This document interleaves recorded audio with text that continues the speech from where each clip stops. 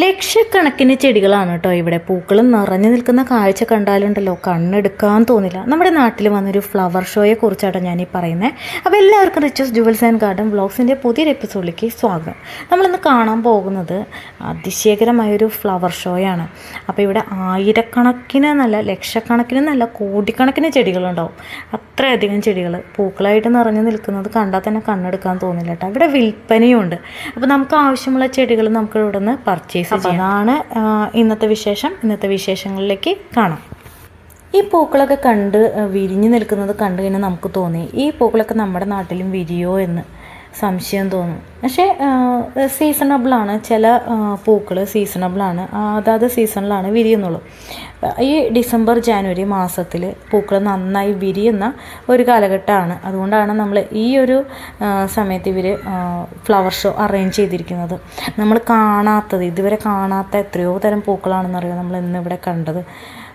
റോസിൻ്റെ വലിയൊരു കളക്ഷൻ തന്നെയുണ്ട്, അത് നമുക്ക് വഴിയെ കാണാം കേട്ടോ.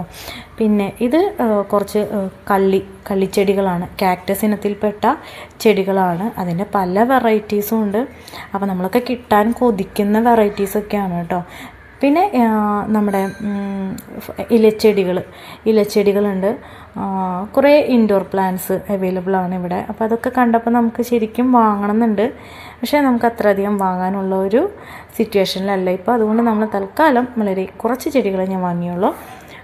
പിന്നെ ഈ ഒരു ചെടികളൊക്കെ കണ്ട് എത്രയോ ചെടികളാണെന്നറിയോ, എത്രയോ പീസസാണ് ഒറ്റ ഇതിൽ. ഇതൊക്കെ ഇലച്ചെടികളുടെ കളക്ഷനാണ് കേട്ടോ. അപ്പോൾ ഇത് നമ്മൾ ചോദിച്ചപ്പോഴേ അവർ സീസണബിൾ ആണെന്നാണ് പറഞ്ഞത്. ചില സീസണിലാണ് ഈ ഒരു റെഡ് കളർ അപ്പിയർ ആയിട്ട് വരുള്ളൂ അത്രേ. നമ്മുടെ ചെത്തിയാണ്, ചെത്തിയുടെ ഓൾമോസ്റ്റ് ഓറഞ്ച് കലർന്ന കളേഴ്സാണ് ഇപ്പോൾ കാണുന്നത്. ചെത്തിയുടെ കുറേ വെറൈറ്റീസ് അധികം കണ്ടില്ല നമ്മൾ. പിന്നെ ഇത് മറ്റൊരു ചെടി, പലതിൻ്റെയും പേര് പോലും നമുക്കറിയില്ല കേട്ടോ. ഇത് അഡീനിയത്തിൻ്റെ വെറൈറ്റീസാണ്. അഡീനിയം ചെറിയ ചെടിയായിരിക്കുമ്പോൾ തന്നെ പൂത്തു നിൽക്കുന്ന കാഴ്ച നമ്മളെ അതിശയിപ്പിക്കുന്നതാണ്. പിന്നെ ഇത് ബോൺസായി ചെടികളാണ്. രൂപങ്ങളടക്കം ബോൺസായി ചെടി അതിൽ ഫിക്സ് ചെയ്ത് വെച്ച് അതിൻ്റെ കൂടെ ഒരു രൂപവും വെച്ച് നല്ല ഭംഗിയുണ്ട്, കാണാൻ നല്ല രസമുണ്ട്. പക്ഷെ ഇതൊന്നും നമുക്ക് എടുക്കാനാവാത്ത വിലയാണ് കേട്ടോ. ഭയങ്കര റേറ്റാണ് ഇവർ പറയുന്നത്. അങ്ങനെ നമ്മൾ ഈ ഒരു ബോൺസായി ചെടിയുടെ ഭംഗിയൊക്കെ ആസ്വദിച്ച് ഇങ്ങനെ മുന്നോട്ട് പോവുകയാണ്. ഇനി നമുക്ക് അടുത്ത സെക്ഷനിലേക്ക് പോയിട്ടുണ്ടെങ്കിൽ ഇവിടെ സ്റ്റെപ്പ് ബൈ സ്റ്റെപ്പായിട്ട് കുറേ പൂക്കൾ വെച്ചിട്ടുണ്ട്. ഇതൊക്കെ ഞാൻ നേരത്തെ കാണിച്ച വെറൈറ്റി തന്നെയാണ്, സെയിം വെറൈറ്റിയാണ്. പിന്നെ നമ്മുടെ അരളിപ്പൂക്കളുണ്ട്. ഇതൊക്കെ കാണുമ്പോൾ അരളിപ്പൂ കഴിച്ചിട്ട് മരിച്ച ആ കൊച്ചിന് ഓർമ്മ വരാണ് സത്യത്തിൽ. പിന്നെ വീണ്ടും അടീനിയത്തിൻ്റെ ഒത്തിരി കളക്ഷൻസ് ഉണ്ട് കേട്ടോ. അതിൽ കുറേയൊന്നും പൂക്കൾ വന്നിട്ടില്ല, ചിലതൊക്കെ പൂക്കളായിട്ട് നിൽക്കുന്നുണ്ട്. അങ്ങനെ ഇതിൻ്റെ കൂടെ അവരൊരു രൂപവും കൂടി വയ്ക്കുന്നുണ്ട് ചില ഇടങ്ങളിൽ. ചെത്തിയുടെ കുറച്ചും കൂടി ചെത്തിപ്പൂക്കളുടെ വെറൈറ്റീസ് ഉണ്ട്.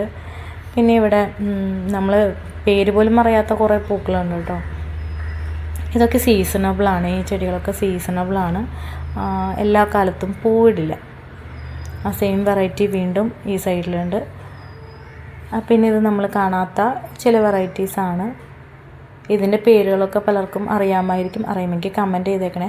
ഈ ഒരു പൂക്കളുടെ പേര് എനിക്കറിയില്ല കേട്ടോ. കണ്ടാൽ നല്ല ചെണ്ടുമല്ലി പോലെ ഇരിക്കുന്നുണ്ട്, പ്ലാസ്റ്റിക് പൂക്കൾ പോലെ ഇരിക്കുന്നത്, പക്ഷേ ഒറിജിനൽ പൂക്കളാണ്. പിന്നെ നമ്മുടെ പിന്നെ എല്ലാവർക്കും അറിയായിരിക്കുമല്ലോ അല്ലേ. ഇതൊക്കെ നല്ല കുറേ കളേഴ്സ് ഉണ്ട് കേട്ടോ. അതിൻ്റെ കുറേ വെറൈറ്റീസ് ഉണ്ട്. അടുത്ത സെക്ഷനിൽ ആ ഒരു സെയിം റേഞ്ചിലുള്ള ഫ്ലവേഴ്സ്. പിന്നെ ഇലച്ചെടികളുണ്ട്, ഔട്ട്ഡോർ പ്ലാന്റ്സ് ഉണ്ട്, ഇൻഡോർ പ്ലാന്റ്സ് ഉണ്ട്.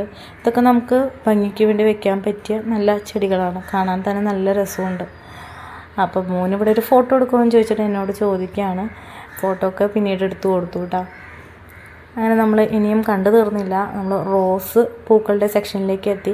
റോസാ പൂക്കളെന്ന് പറഞ്ഞാൽ ഇഷ്ടം പോലെയാണ് കേട്ടോ. നമ്മൾ പ്രതീക്ഷിച്ചതിനേക്കാളും കൂടുതൽ റോസാ ചെടികളാണ് ഇവർ അറേഞ്ച് ചെയ്തിരിക്കുന്നത്. ഇത് പല പല സെക്ഷനിലായിട്ടാണ് അറേഞ്ച് ചെയ്തിരിക്കുന്നത്. അതിൻ്റെ കൂടെ ഒരു രൂപവും ഉണ്ട്.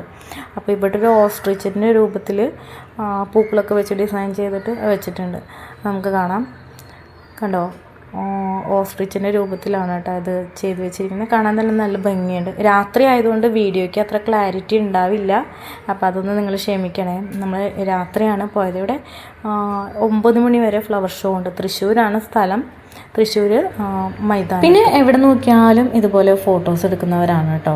പറഞ്ഞിട്ട് കാര്യമില്ല, അതിൻ്റെ ഒരു ഭംഗി, ഫ്ലവേഴ്സിൻ്റെ ഭംഗി കാണുമ്പോൾ നമുക്ക് അതിൻ്റെ കൂടെ നിന്നിട്ട് ഒരു ഫോട്ടോ എടുക്കാൻ ആർക്കായാലും ഒന്ന് തോന്നിപ്പോകും. പിന്നെ ഇതിൽ വേറെയും നമ്മൾ അറിയാത്ത കുറേ വെറൈറ്റീസ് ഉണ്ട്. ഇത് നിത്യകല്യാണി എന്ന് പറഞ്ഞ ചെടിയുടെ നല്ല ഭംഗിയുള്ള കളേഴ്സൊക്കെ ഉണ്ട് കേട്ടോ. പിന്നെ ഇവിടെ നമ്മൾ ചെറിയ ചെറിയ താറാവ് കുഞ്ഞുങ്ങളെ പൂക്കൾ കൊണ്ട് അലങ്കരിച്ച് വെച്ചിട്ടുണ്ട്. പിന്നെ ഫ്ലവേഴ്സിൻ്റെ നമ്മുടെ റോസിൻ്റെ സെക്ഷൻ എന്ന് പറയുന്നത് ഏറ്റവും കൂടുതൽ ഫ്ലവേഴ്സ് ഇവിടെയുള്ളത് റോസിൻ്റെ ഫ്ലവേഴ്സാണ് കേട്ടോ. അതും നമ്മൾ കാണാത്ത കളേഴ്സ് വരെയുണ്ട്. ബഡഡ് തൈയും ഉണ്ട്, ബഡ് അല്ലാത്ത തൈകളുണ്ട്, ഓൺ റൂട്ടഡും ഉണ്ട്. അങ്ങനെ ഈ ഒരു സ്റ്റാച്യുവിന് ചുറ്റും ഫുള്ളും റോസിൻ്റെ ചെടികളാണ് അറേഞ്ച് ചെയ്തിരിക്കുന്നത്. അപ്പോൾ അത് നമുക്ക് എത്ര കണ്ടാലും മതി വരില്ല. കാരണം ആ റോസിൻ്റെ പൂക്കളെല്ലാം മൊത്തത്തിൽ മിക്ക ചെടികളിലും പൂക്കളുണ്ട് കേട്ടോ. അതെങ്ങനെ സാധിക്കുന്നു എന്നത് അത് വളരെ അതിശയം തന്നെയാണ്. ഇതിപ്പോൾ 1 മാസത്തോളമായി ഇവിടെ ഈ ഒരു ഫ്ലവർ ഷോ നടക്കുന്നത്. അത്യാവശ്യം തണലുള്ള ഏരിയയൊക്കെയാണ്. വെയിലും അത്ര കാര്യമായിട്ട് എനിക്ക് തോന്നിയില്ല കേട്ടോ.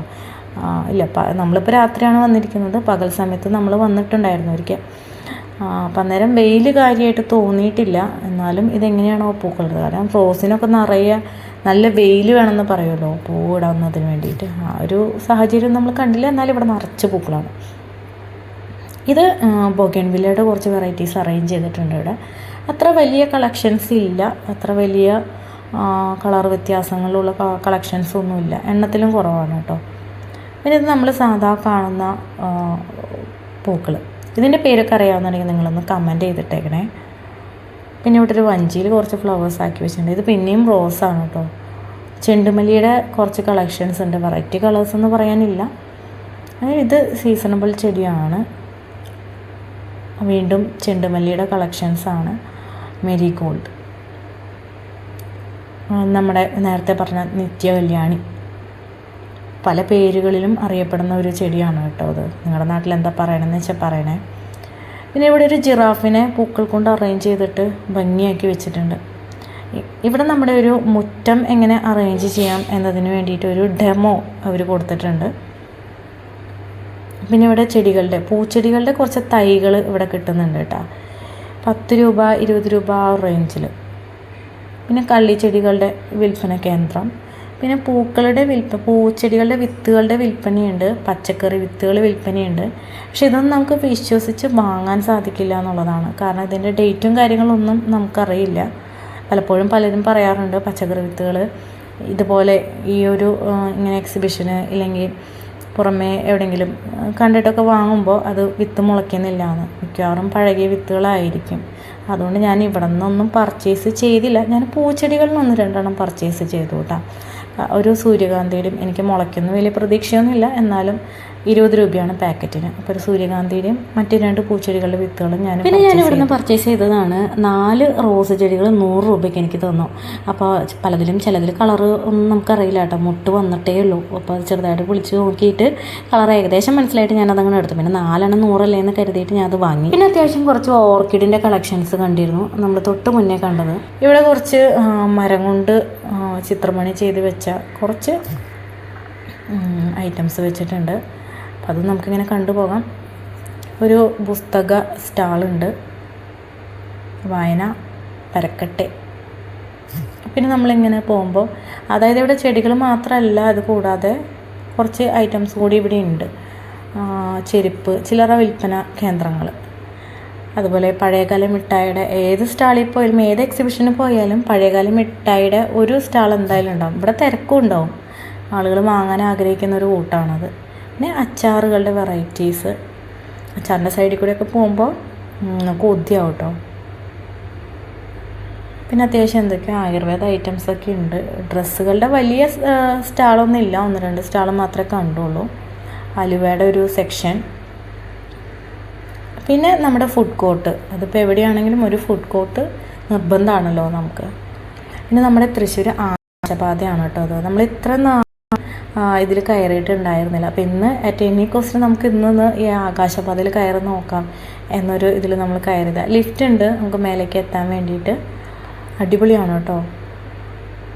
കാരണം ഇതിൽ നമ്മൾ ലിഫ്റ്റ് വഴി കയറി മേലേക്ക് എത്തി. ഇത് മൊത്തം AC ആണ് കേട്ടോ. തണുത്തിട്ട് നമുക്ക് ഫുൾ AC ആണ്. അങ്ങനെ നമ്മുടെ ഈ യാത്രാ വിവരണം ഇവിടെ അവസാനിപ്പിക്കുന്ന. വീഡിയോ ഇഷ്ടപ്പെട്ട ലൈക്ക് ചെയ്യുക, ഷെയർ ചെയ്യുക, സബ്സ്ക്രൈബ് ചെയ്യുക.